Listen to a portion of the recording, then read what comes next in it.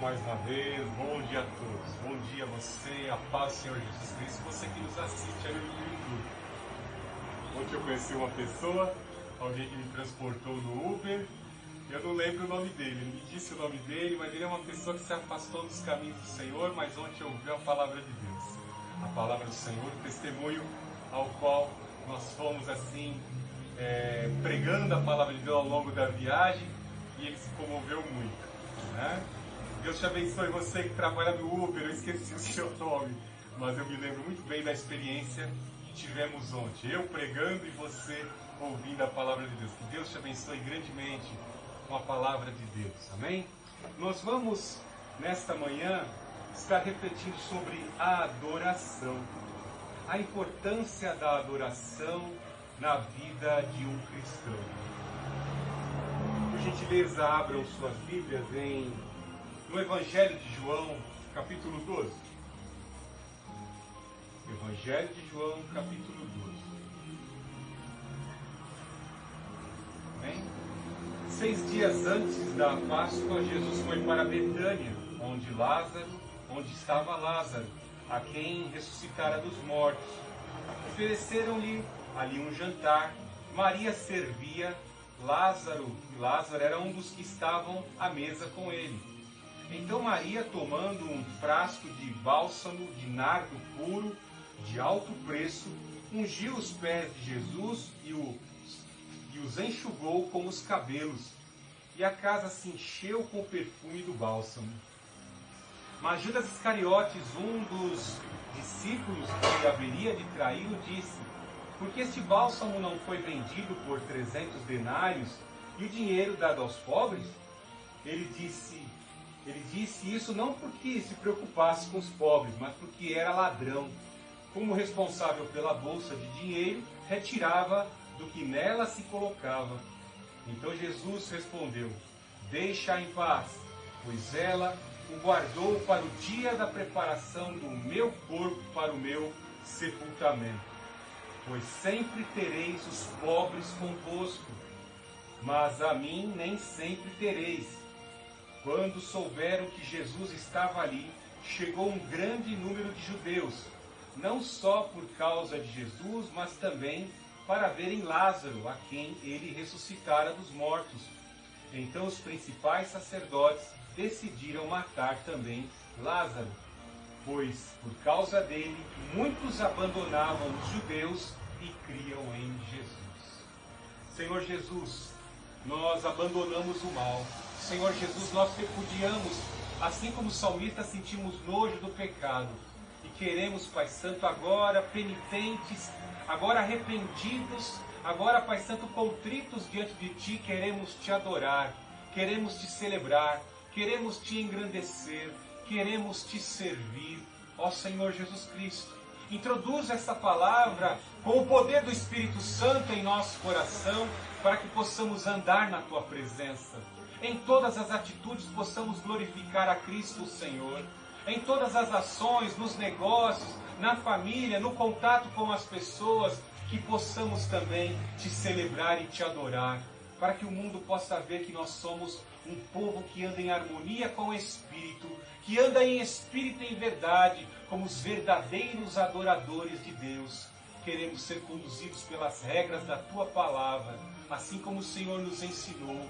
Que a Tua Palavra seja o nosso conselheiro, que o Teu Espírito, Pai Santo, cele a nossa vida, influencie, interfira em nossa vida. Ó Senhor Jesus Cristo, somos dependentes de Ti. Eu não sou nada sem o Teu Espírito Santo. Sem o poder do Teu Espírito eu não sou nada. Nós da Remanescente Cristã Filadélfia reconhecemos isso. Somos dependentes do Espírito do Senhor Jesus Cristo. Trata conosco nessa manhã. Fala ao nosso viver poderosamente. E que em nome do Senhor Jesus Cristo, Todo-Poderoso, todo espírito imundo contrário à pregação da palavra seja repelido e afugentado agora, em nome do Senhor Jesus Cristo. Fala conosco, Senhor. Usa a minha vida como canal da Tua comunicação. Os meus sentidos estão à Tua inteira disposição. Glórias ao Pai, ao Filho e ao Santo Espírito. Amém. Viver uma vida de adoração não é nada fácil, Principalmente quando se nos é ensinado no mesmo Evangelho de João, no capítulo 4, que os verdadeiros adoradores andam em espírito e em verdade. E andar em espírito e em verdade não é uma tarefa fácil, porque há uma necessidade de nós abnegarmos a nós mesmos, negarmos a nós mesmos, repudiarmos os interesses da nossa carne e andarmos em harmonia com aquilo que o Espírito Santo tem como propósito em nossa vida. A obediência deve fazer parte do nosso caráter. Como foi cantado num dos cânticos aqui da liturgia, há uma necessidade de sentir alegria em te servir, alegria em te obedecer. Alegrei-me quando me disseram, vamos à casa do Senhor. Você veio com alegria hoje para a casa do Senhor, com o intuito de ouvir a sua palavra, de adorá-lo. Às vezes você veio com um problema, com uma dificuldade, com um problema que você vai ter que enfrentar na segunda-feira, mas mesmo assim você veio com alegria à casa do Senhor. Isso é algo importante, nós estarmos em harmonia com o Espírito Santo, andarmos em conformidade à sua palavra e assim nos consolidarmos como verdadeiros adoradores. Aqui no capítulo 12 do Evangelho de João, vemos uma cena repetida nos evangelhos sinóticos de Maria, irmã de Marta e irmã de Lázaro, ao qual o Senhor Jesus Cristo ressuscitara dentre os mortos, nos trazendo um grande exemplo de adoração. E Maria, sempre que é citada, essa irmã de Marta e de Lázaro, sempre citada nas Escrituras, ela está sempre sendo explicitada nos textos como alguém que estava aos pés do Senhor Jesus Cristo, aprendendo e adorando. Algo maravilhoso que o Senhor Jesus Cristo, por ser onisciente, percebia a intenção e os sentimentos daquela mulher de estar aprendendo para adorar. Há uma necessidade até de nós estarmos atentos a querer aprender a palavra de Deus.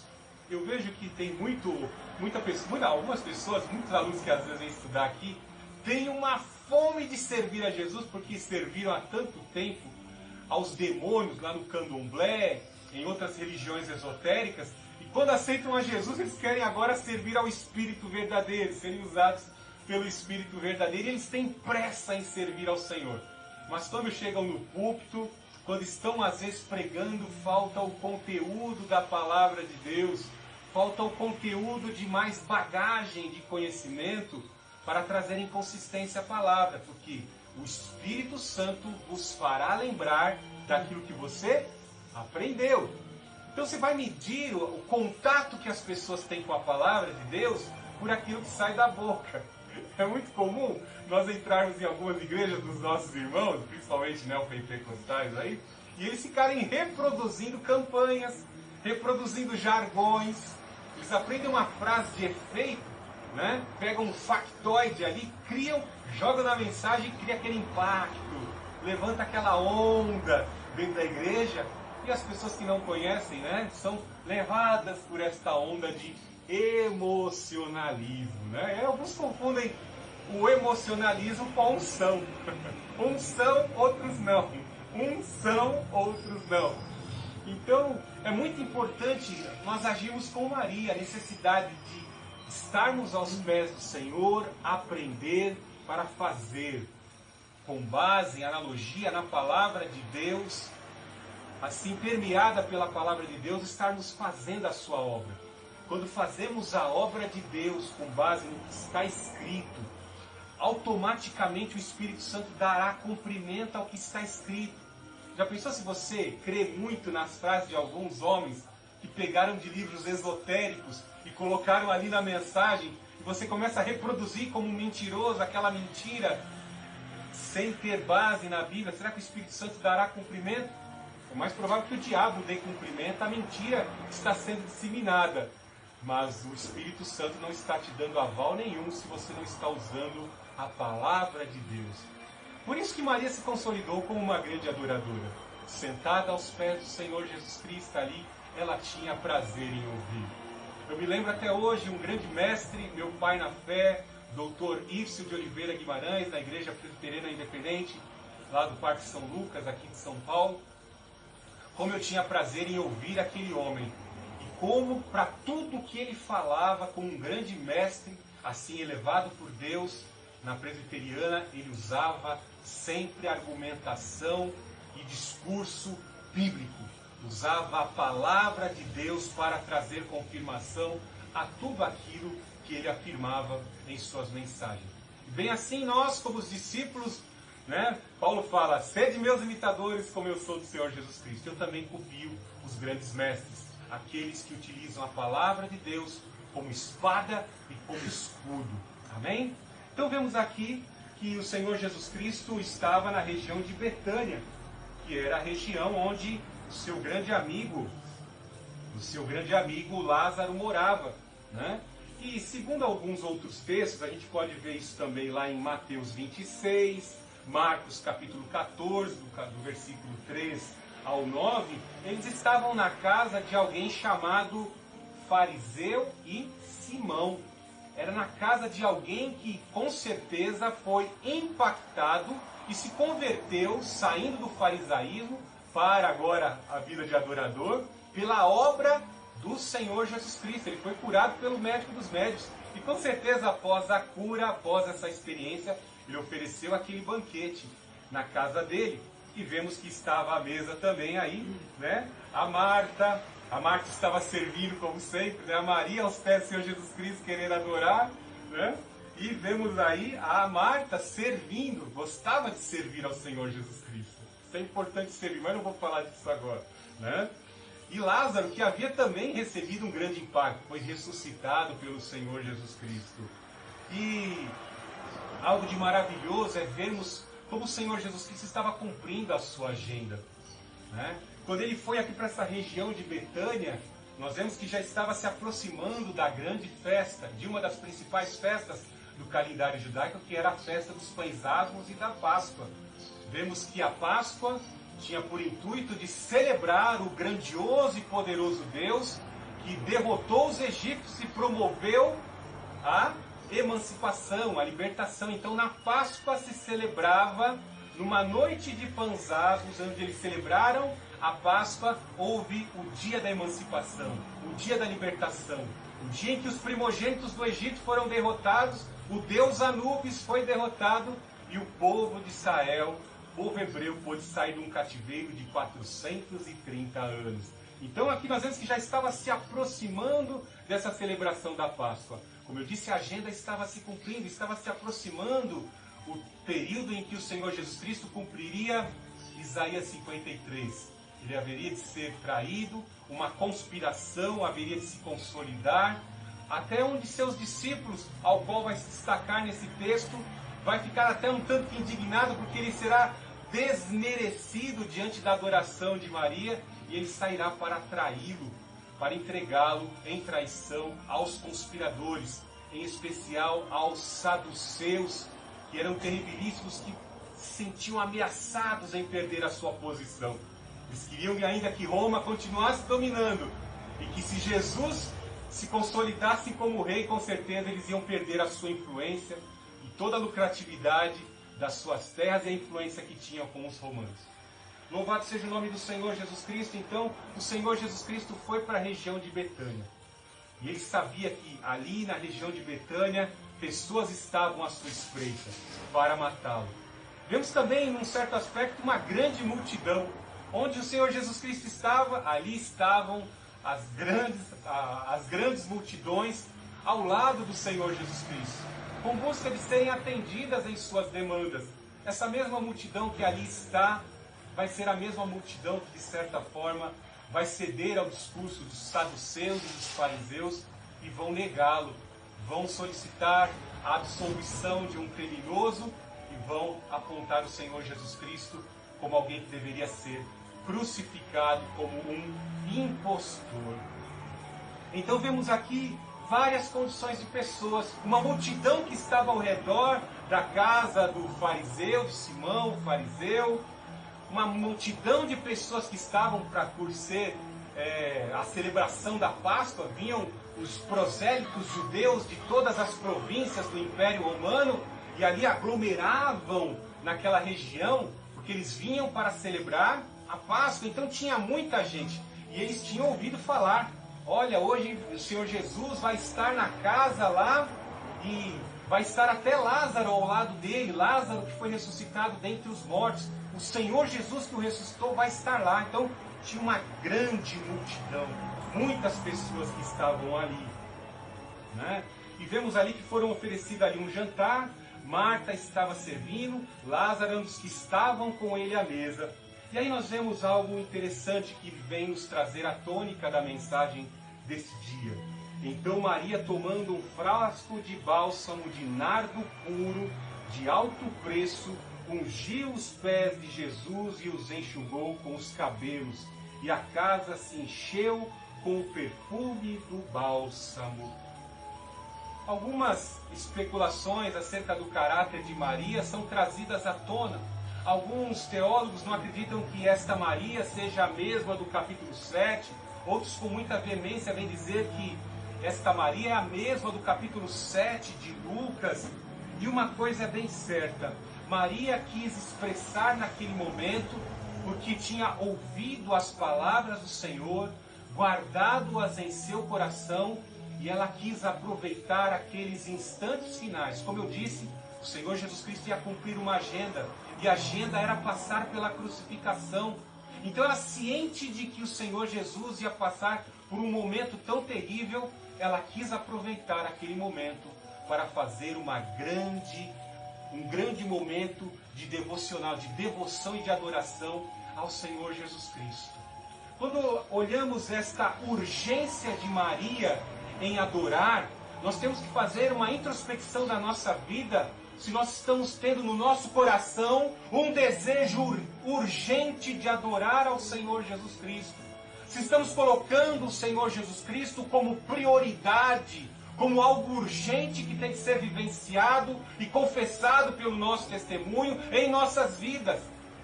Jesus é uma urgência para a tua vida. Quando ela percebeu que havia uma necessidade de urgência, de adoração, de devoção, de veneração àquele que estava ali, ela pegou o que era de mais precioso.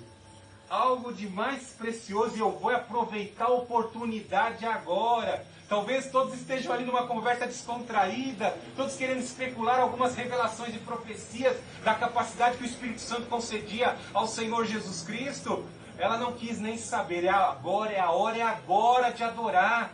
Porque a palavra desse homem vai se cumprir. Ele fala, as coisas acontecem. Ele fala, meu irmão ressuscitou. Ele deu ordem, meu irmão ressuscitou dentre os mortos. Ele dá ordem, as enfermidades são curadas. Ele fala com sabedoria. A sabedoria e o poder do seu conhecimento transcendem a capacidade desses escribas, desses doutores da lei, desses pomposos que ostentam o conhecimento, mas não sabem nada. Não são adoradores, alguns deles não estavam ali. Ela aproveitou o momento. Eu vou adorar ao Senhor Jesus Cristo com o que eu tenho de melhor. Era muito comum as mulheres que estavam, as mocinhas que estavam querendo, desejando se casar, estarem acumulando toda a quantia em dinheiro que recebiam, estar investindo em algo para o seu casamento. Era o sonho de toda moça, casar-se com um bom marido, ter filhos, dar continuidade à descendência das suas famílias, do seu clã. E ela também tinha essa expectativa, né, de casar, ter filhos. E muitas moças se preparavam, né? Eu já estive aqui pregando a mensagem, a parábola das dracmas. As dracmas eram ali uma correntinha com 10 moedas de prata que eram muito bem guardadas pelas noivas como algo simbólico atrelado ao seu casamento. Bem assim, esse frasco de bálsamo de nardo puro e de preço elevado era muito estimado pelas moças. O valor era tão caro desta essência que vinha de tão longe. Essa essência era do Oriente, do Tibete. Esse nardo, essa essência perfumada, vinha de um local muito distante. Imagine o valor agregado dessa substância. Por ser de um local distante, se atrelava ao preço dessa essência perfumada, também o valor do transporte, de trazer de tão longínqua região para a região da Judéia e ali ser comercializado. E os riscos também de serem assaltados pois havia um roubo de carga naquela época, né? Eu me lembrei aqui recentemente, nós fizemos uma compra e aí fui fazer uma compra e a compra não foi efetuada, porque a loja perguntou, qual bairro que você mora? Aí ele não efetuou a entrega. Naquela época também tinha furto de carga e muitos salteadores no caminho. Então veja que as moças investiam em comprar em quantidades. E o vaso de alabastro, de bálsamo, esse frasco, ele era de pedra, para que não pudesse de forma alguma o seu perfume ser dissipado e assim ele ser conservado. Né? Então ele tinha um alto valor agregado, era algo realmente muito precioso. Tanto é que o valor dele aqui está sendo citado que ele custava 300 denários. Quando se queria contratar um trabalhador, se pagava um denário por dia de trabalho. Ciente de que um dia tem 365 dias, nós fazemos aqui um cálculo de que 300 dias de trabalho ininterruptos seriam necessários para se pagar este frasco de alabastro, de nardo puro, de alto preço, ao qual Maria utilizou-se para adorar ao Senhor Jesus Cristo. O que é de maravilhoso é que ela não chegou passando um pouquinho em Jesus, derramando algumas gotinhas. Não, ela derramou, foi tudo. Ela rompeu com aquele frasco e derramou sobre a cabeça do Senhor Jesus Cristo. Totalmente sobre a cabeça, sobre os seus pés. Veja que ela fala aqui, ungiu-lhe os pés. Com certeza ela tinha em mente, bendito sejam os pés daquele que foi enviado pelo Deus Altíssimo. Ele é o Messias. Ele é a ressurreição e a vida. Nele está contido todo o poder. Esse é a quem os profetas falaram que nós temos que adorar. Ele é o Senhor. Irmãos, como eu disse, ela estava numa mesa cercada até de algumas autoridades. De alguns talvez que estavam ali como X9, é uma palavra que ficou muito difundida essa semana, como um infiltrado, como um espião ali. Ela não quis nem saber, né? Porque veja que ela desatou os seus cabelos e com as suas lágrimas ela começa a enxugar os pés do Senhor Jesus Cristo. Então ela não se preocupou com as críticas, ela quis adorar. Às vezes nós pensamos assim, eu vou pregar a palavra, será que eu estou preparado para as críticas? Né? Se Jesus Cristo, que é o mestre dos mestres, o Filho do Deus Altíssimo, recebeu crítica, quanto mais a nós que somos seguidores do Senhor Jesus Cristo, discípulos do Senhor Jesus Cristo. Veja que na igreja de Corinto existiam já grupos, facções formadas. Eu sou de Apolo, eu sou de Paulo, eu sou de Cefas, de Pedro. Paulo diz, eu plantei, Apolo regou, mas é Deus quem dá o crescimento. Então Deus vai usar as suas características inerentes, os seus talentos pessoais. Com o poder do Espírito Santo vai difundir o Evangelho. E eu te falo uma coisa, se você não está preparado para críticas, fique em casa e não sirva a Deus. Que não adianta, quando você começar dentro da congregação cristã, em meio ao povo de Deus, você receberá crítica. Porque as pessoas, na sua visão pessoal, introspectiva, elas ficam elaborando pessoas, como as pessoas devem ser, que qualidade, que condições elas devem ter para poder se relacionar com elas. E às vezes entra dentro da igreja, porque a igreja é um grande hospital, existem pessoas com traumas psíquicos, traumas emocionais, frustradas, pessoas resistentes, duras de coração, que não cedem, muitas vezes, aos frutos do Espírito, à sensibilidade que o Espírito Santo quer produzir. E essas pessoas causam uma certa resistência, às vezes entram em atrito, entram em conflito. E dentro da igreja, às vezes, você vai ter que lidar com essas pessoas. Paulo ensina na carta aos Tessalonicenses, suportai-vos uns aos outros. Cristo estava andando com 12 apóstolos. E quando vemos que os 12 abandonaram ao Senhor Jesus Cristo, entre aspas, um traiu, ficou acompanhando de perto, mas traiu. O outro o negou, o que o traiu, que vai ser citado aqui nesse texto, o vendeu por 30 moedas de prata, por preço de um escravo. Vendeu o Senhor Jesus Cristo por o preço de um escravo. Então entendemos que o Senhor Jesus Cristo, como nos diz o Evangelho de João, Ele os amou o tempo todo. e até na hora de morrer, como está bem expressado no Evangelho de João capítulo 17, ele exerceu uma oração, uma intercessão sacerdotal. Pai, peço que não os tire do mundo, mas que os livre do mal. Ele viveu vida de longanimidade, de perseverança, de resiliência, suportando, porque essa era a vontade do Pai, suportar. Então Maria não ficou preocupada, vão me criticar, eu não quero nem saber, eu vou aproveitar a oportunidade agora, é a hora de adorar, é agora. Ele disse que ele vai ser morto. E eu não vou perder a oportunidade, breve o Filho do Homem vai ser morto, vai ser eliminado, mas eu vou aproveitar agora, a hora de adorar, a hora de servir ao Senhor é agora, eu só tenho uma vida, eu não vou voltar aqui para a reencarnação não, e nem eu, pastor Fernando, quero voltar nesse mundo maldito aqui, quero ir para a glória, receber um novo corpo, novos céus e nova terra, e ser co-herdeiro com o meu Senhor Jesus Cristo. Então a hora de adorar é agora. Quais são as restrições que você tem feito à tua vida? Às vezes você tem colocado algumas barreiras de impedimento. As pessoas vão olhar, as pessoas vão criticar. Minha família sempre seguiu tal religião e se eu disser que agora eu sou cristão, vão me repudiar. Aquele que não abandona, não tem essa capacidade de dizer, de sair da sua casa, deixar pai, mãe, seus familiares e seus pertences, não é digno de entrar no meu reino.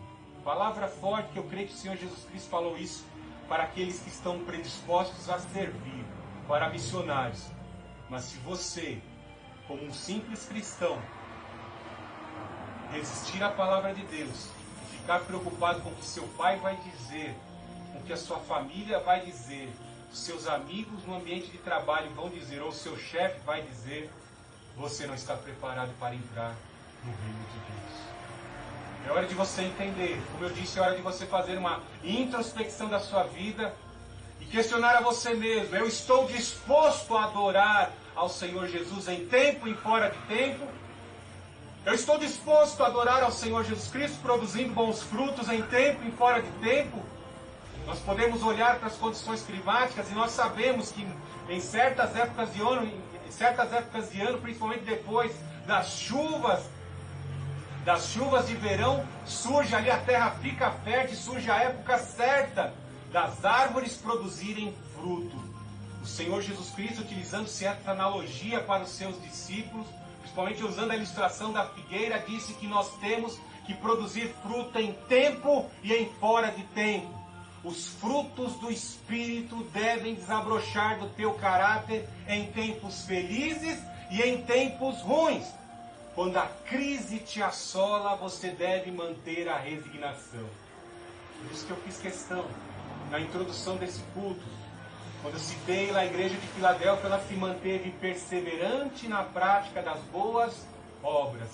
E citei a carta de Paulo, capítulo 15, aos Coríntios, sabendo que o vosso trabalho não é em vão no Senhor.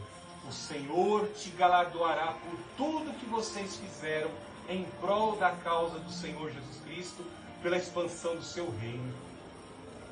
Veja a hipocrisia. Maria, ela se aproveita da situação, eu vou adorar é aqui agora, quem quiser falar que fale, o meu rei está aqui, eu vou adorá-lo agora. E Judas o hipócrita, Judas o X9, Judas o informante, o traidor, o conspirador, ele se aproveita do momento para desferir um juízo. É sempre assim, nós estamos fazendo algo bom com a melhor das intenções, mas existem pessoas que querem criticar, existem pessoas que querem nos desprestigiar, querem diminuir as obras que estamos fazendo para glorificar a Cristo, porque não tem capacidade de fazer. Judas já estava aproximadamente andando há 3 anos com o Senhor Jesus Cristo, mas não se converteu. Não abandonou as suas práticas, nem os seus interesses. E algo terrível do caráter de Judas é esse espírito político interesseiro, de barganhar, e esse sentimento exacerbado pelo poder financeiro. João é bem claro em declarar que João prestava atenção na atividade. Veja que Jesus dá uma oportunidade para Judas. Você vai ser o nosso tesoureiro. A bolsa das ofertas vai ficar aos teus cuidados, Judas. E João ficava dali olhando e Judas roubando a bolsa de ofertas. Com certeza João estava atento e vendo as escapadelas que Judas assim dava e entrava em contato com os saduceus, com os fariseus. E ali, com certeza, João já deduzia, ele está buscando trair o nosso mestre. João estava bem atento. Mais para frente aí vocês vão ver quando é citado aí, quando eles estão na refeição da ceia, na instituição da ceia, naquela noite de preparação para a Páscoa, naquela tarde de preparação para a Páscoa, vemos que João está preocupado e ele pergunta: mestre, sou eu? E encosta a cabeça no peito do mestre. E aí Jesus revela para João e fala: ó, o que molha o vinho no pão, o pão no vinho, esse irá me trair. E nesse exato momento, distraidamente, Judas molha o seu pão no vinho e é revelado antecipadamente para João quem seria o traidor, aquele que haveria de trair o Senhor Jesus Cristo. Veja o discurso desse hipócrita. Veja o discurso dele. Ele parece com alguns discursos que nós vemos nos dias de hoje. Tem pastor que não fala o que eu falo aqui. Mas eu falo porque eu não tenho medo, sabe? E que eu protejo as minhas ovelhas. Eu protejo os meus seguidores. Olha o que ele fala aqui. Por meio desse discurso deste ladrãozinho que andava juntamente com o Senhor Jesus Cristo, se formaram alguns segmentos religiosos. Se formaram alguns segmentos religiosos que estão introduzidos dentro da Igreja Católica, que estão introduzidos dentro da Igreja Protestante Evangélica. Teologia da libertação. Aí quando você olha para a face destes teólogos da libertação, você logo fica impactado com a humildade, com o discurso de humildade. Que humildade eles não têm no caráter não, eles usam equipamento tecnológico, eles têm smartphone, têm contas bancárias bem gordas, eles criticam o capitalismo, falam em desigualdade social, né, que o capitalismo de certa forma implica em opressão dos pobres, dos oprimidos, e eles vão